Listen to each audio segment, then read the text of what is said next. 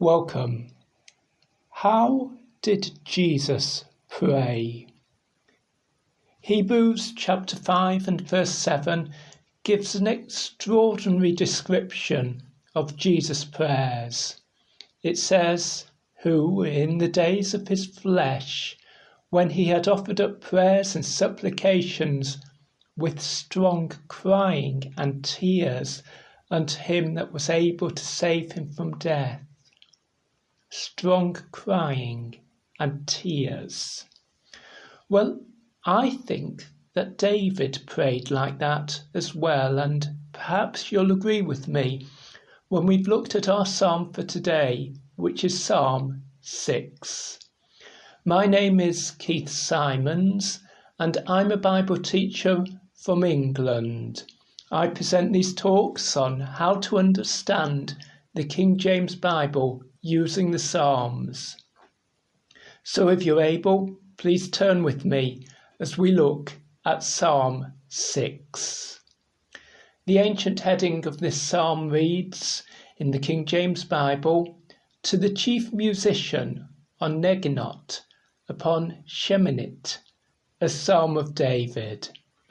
And these words which the King James translators have not translated for us, Neginot upon Sheminith, are our first puzzle for today. Neginot means stringed instruments. These are musical instructions as to how David wanted this psalm to be sung in the temple. He wanted it sung with stringed instruments, maybe harps, like the harp that he himself played. Neginot upon Sheminith. Sheminith means 8, the number 8. And if you count the white notes, on a piano in an octave, that's 8 notes from C to C. And it seems that either this is saying that the musical instruments, the harps that were to play this, had 8 notes, or that it was to be played on the musical scale represented by the white notes on the piano. It was written by King David, that's why it says a Psalm of David, and the initial instruction to the chief musician, that's to the leader of the music in the temple. This psalm was marked for him to prepare for singing in God's house in Jerusalem. So let's look at it verse by verse and word by word in the King James Bible, and we begin, of course, with verse 1. O Lord, David prays, rebuke me not in thine anger, neither chasten me in thy hot displeasure. Now that prayer may puzzle us. David's prayed to God, rebuke me not. But it says in Proverbs 9 and verse 8, rebuke a wise man, and he will love thee. In other words, if someone is wise and you rebuke them, you correct their errors, you show them where they're wrong, he will love that and he will love you for it. But David prays to God, O Lord, rebuke me not in thine anger. And the second half of the verse puzzles us in a similar way. There David prays, neither chasten me in thy hot displeasure. Chasten is to punish like you punish a child who you're teaching. But Hebrews 12 and verse 5 gives us this instruction, and have ye forgotten the exhortation which speaketh unto you as unto children? My son, despise not thou the chastening of the Lord, nor faint when thou art rebuked of him. So what we're saying is that God's chastening is a good thing, and God's rebuking is a good thing. These are the means that God uses to correct his children, to teach them what they should do, because we all do many wrong things. So why does David pray, rebuke me not in thine anger, neither chasten me in thy hot displeasure? because the important words are, in thine anger and in thy hot displeasure. God, I want you to correct my errors. I want you to correct the things that I'm doing wrong, but I don't want you to act in anger against me. I want you to teach me like a father teaches his son, because if you act in anger against me, I'm guilty of so many wrong deeds. I know that you could only send me to hell and to eternal punishment, and I certainly don't want to pray for that. I want to pray that the wrong things I've done, you will correct, you will sort out, that you will act in love towards me, as a father acts in love towards his child when he punishes that child. So God, correct me, rebuke me and chasten me, but not in anger, not in hot displeasure. No, God, what I want, what I need, is your compassion. I want you to rebuke me and chasten me in compassion, because I'm turning to you, God. I'm desperate for your help. I'm desperate to do the things that please you. And although I've done so many things that don't please you, yet, Lord, with your help, you can change my life. So, verse 2, have mercy upon me, O Lord, for I am weak. Have mercy. That means have compassion upon me. Care about me in my weakness. I have such desperate needs. I don't ask you to save me because I'm a good person. I'm not. I don't ask you to save me because I can save myself. If I could save myself, well, then I should do it. No, I'm asking you, God, to save me, to rescue me, to help me, because I cannot help myself, because I am weak, and I need your mercy. I need your compassion. I need your help, so that I can live for you, so that I can serve you, so that I can do the things that please you. Verse 2 continues, O Lord, heal me, for my bones are vexed. Vexed. It means disturbed or terrified or troubled.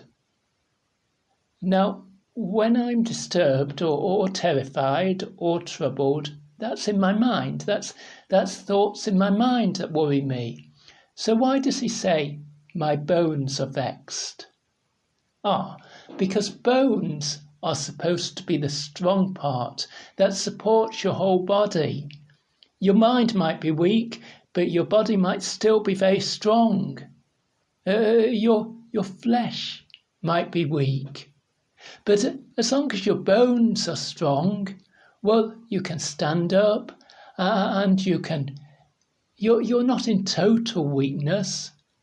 But what happens if your bones are vexed? What happens if your bones tremble or have a terrible disease? Then you are truly in trouble.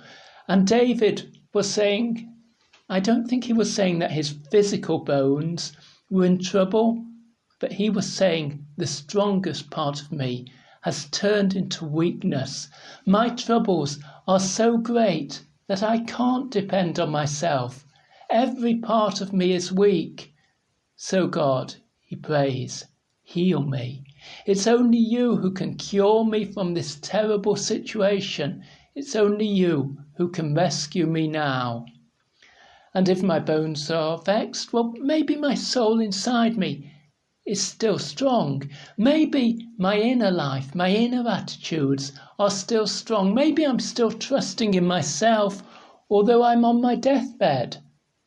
No, David says, even my soul which is not affected by the weakness of the body. Verse 3, my soul is also sore vexed. If my bones are in trouble, if my bones are vexed, well, my soul is even more troubled. My inner self is sore vexed. That means greatly vexed, greatly troubled, greatly terrified, greatly disturbed.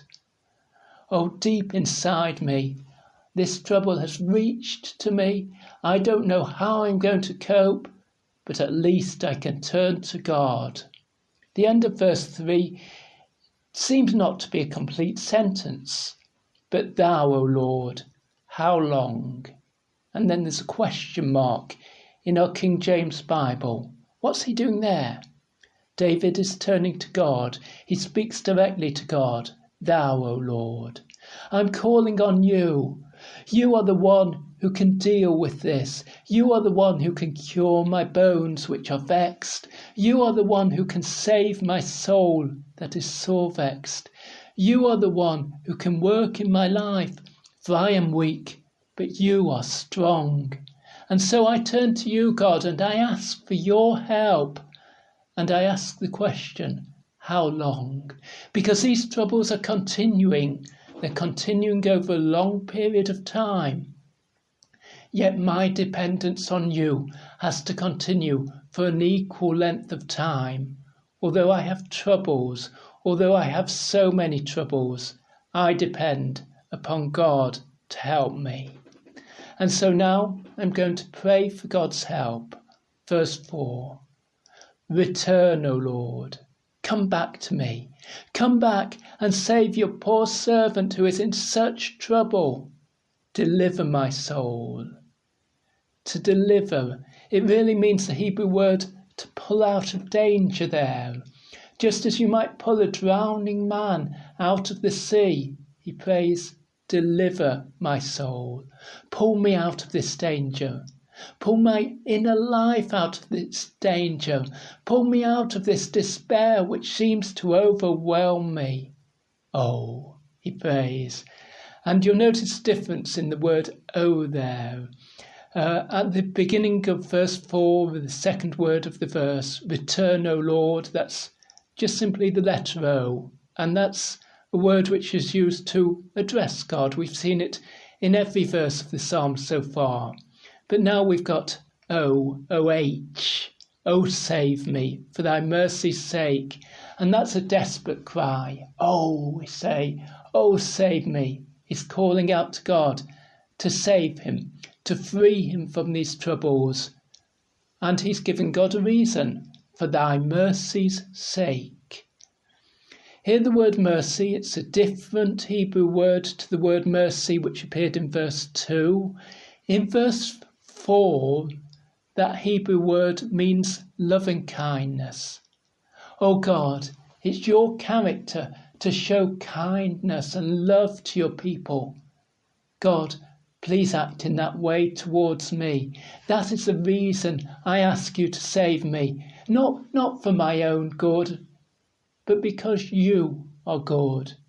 Not because I deserve it. I don't deserve it. But your loving kindness, your mercy is so great. Will you not show your mercy in my life? Will you not act with kindness for me and save me from these troubles that I am in?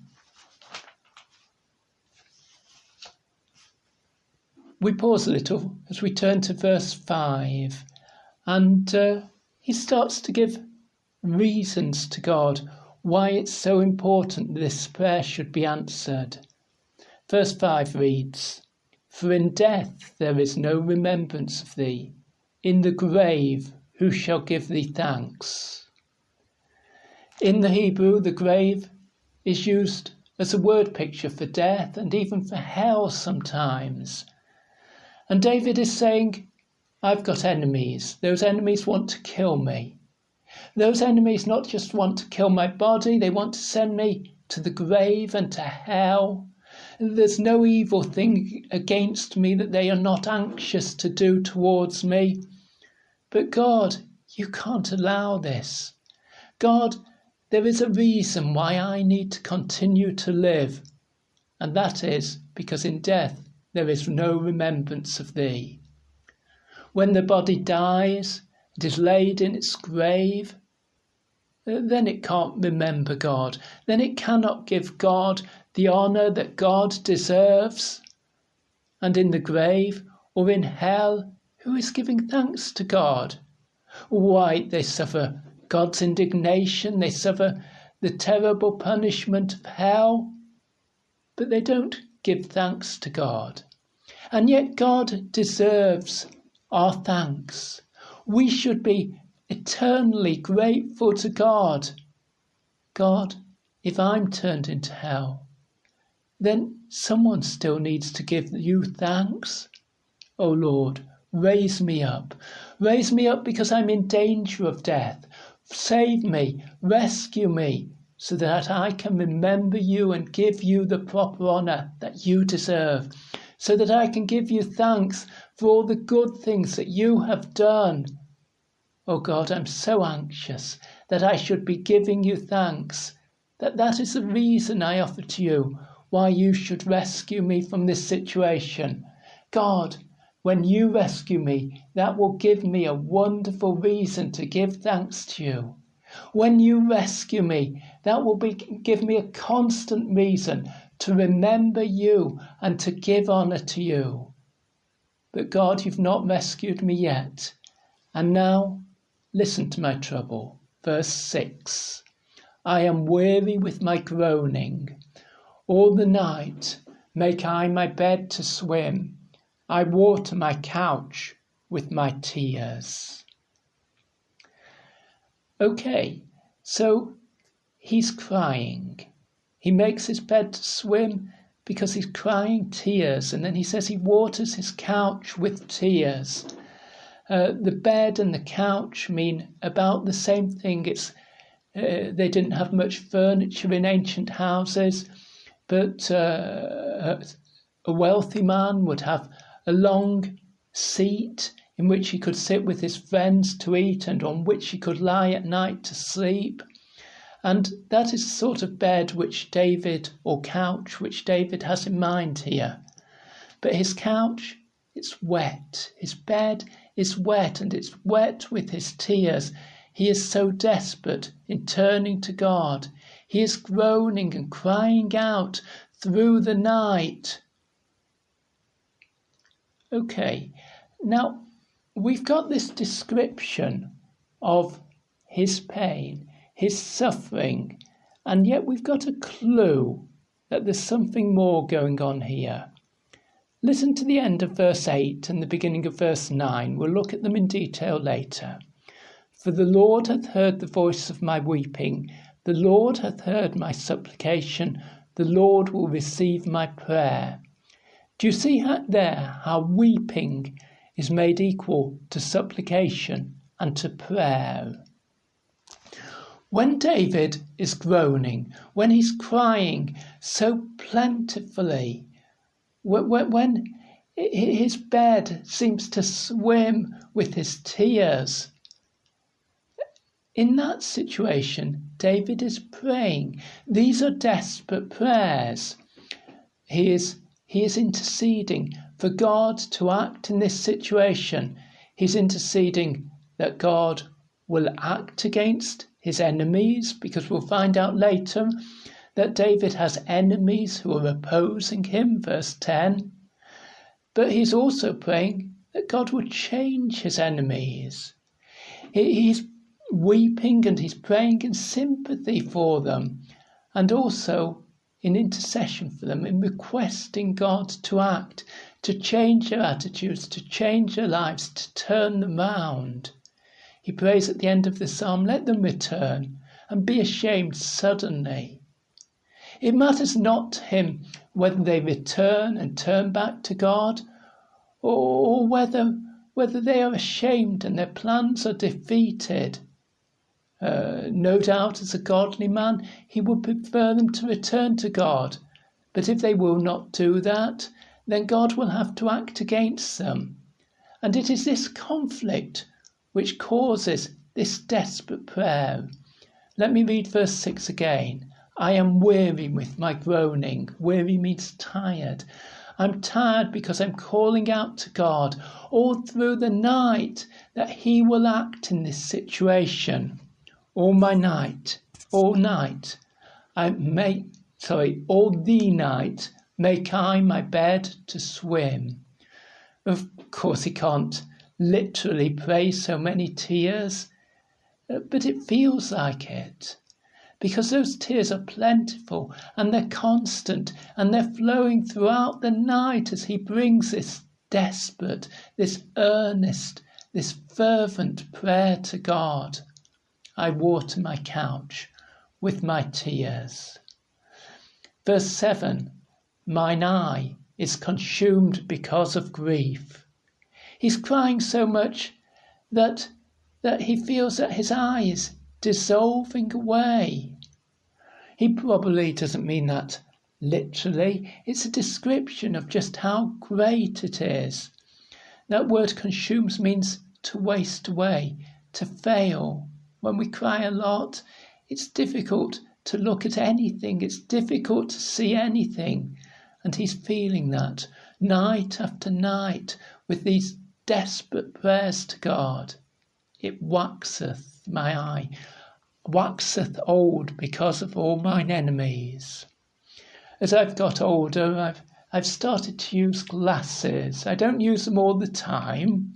I haven't got them on as I do this podcast, but when I'm reading something in small print, I do need to get my glasses. I didn't as a young man, but now that I'm in my 50s, I need to get my glasses. And as you get older, your eyes get weaker. David is saying, before its proper time, my eye is becoming old because I'm crying so much, because of my enemies. I pause again for verse 8, another change of attitude, because David is sure of something now. David is sure of the answer to his prayer. Verse 8, depart from me, all ye workers of iniquity. To depart means to go away. Workers of iniquity means sins.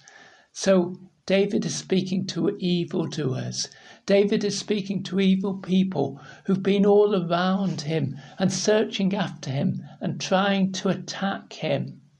And he now declares to them, depart from me, go away. Your attempts to destroy me are defeated because God is going to act in this situation. I've prayed night by night. I've wept tears of compassion, tears of prayer, tears of seeking God. And I am confident God has given me an assurance of the answer to those prayers. And sometimes in prayer, we reach that point where nothing has changed in our outward circumstances. And yet we are confident that God is answering our prayer. And David has that here. These evildoers haven't left him yet, but he declares that they must, for the Lord hath heard the voice of my weeping. Oh, those tears, those bitter tears through the night, those tears of prayer, God has heard them. And when God hears prayer, he acts. He acts to support the person. He acts to help. He acts to answer that prayer. Verse 9, the Lord hath heard my supplication. The word supplication means a request for favour. I've asked God to show me his kindness, and God heard my request. The Lord will receive my prayer, and when he receives that prayer, I have the confidence that he will act in this situation. He will rescue me, even as I asked him to. Verse 10, let all mine enemies be ashamed and sore vexed. Previously, David complained that he himself was vexed, troubled, distressed, disturbed. Now he says, let it happen that all these people who've gathered to oppose me are sore vexed, that they again are in great trouble. Let them be ashamed. Let them see the defeat of their plans. We've often seen how in the Psalms this word ashamed, put to shame, really means the defeat of evil plans. He says, let all mine enemies be ashamed. Oh, how can they? They turn round and turn back to God unless they see the foolishness of the evil thing that they've done. Let them turn back to God. But if they will not turn back to God, then they must suffer God's anger. They must suffer God's sore displeasure. Verse 1, God will act against them and will act fiercely. Let them return. Let them turn back. David used that word return earlier in the psalm. He prayed in verse 4 that God would return to answer his prayer. Now he prays of the enemies. Let them return. Let them turn back. Let them be defeated. When an army attacks in war and it has to turn back, that's its defeat. David is praying. David is saying, let my enemies turn back and be ashamed. And he adds, suddenly. May they see the sudden defeat of every evil scheme. Oh, it's continued for so long. We get the feel of this psalm of it just continuing on and on. How long, David prayed earlier in the psalm. Must this trouble continue forever? No, it will end. It will end one day, and when it ends, it might be very, very sudden. Please write to me. My name is Keith Simons, and my email address is 333kjv@gmail.com. That's 333kjv@gmail.com. Now let me read you the whole of Psalm 6. To the chief musician on Negnot, upon Sheminit, a psalm of David. O Lord, rebuke me not in thine anger, neither chasten me in thy hot displeasure. Have mercy upon me, O Lord, for I am weak. O Lord, heal me, for my bones are vexed. My soul is also sore vexed, but thou, O Lord, how long? Return, O Lord, deliver my soul. Oh, save me for thy mercy's sake. For in death there is no remembrance of thee. In the grave who shall give thee thanks? I am weary with my groaning. All the night make I my bed to swim. I water my couch with my tears. Mine eye is consumed because of grief. It waxeth old because of all mine enemies. Depart from me, all ye workers of iniquity, for the Lord hath heard the voice of my weeping. The Lord hath heard my supplication. The Lord will receive my prayer.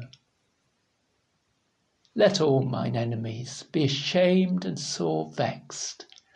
Let them return and be ashamed suddenly.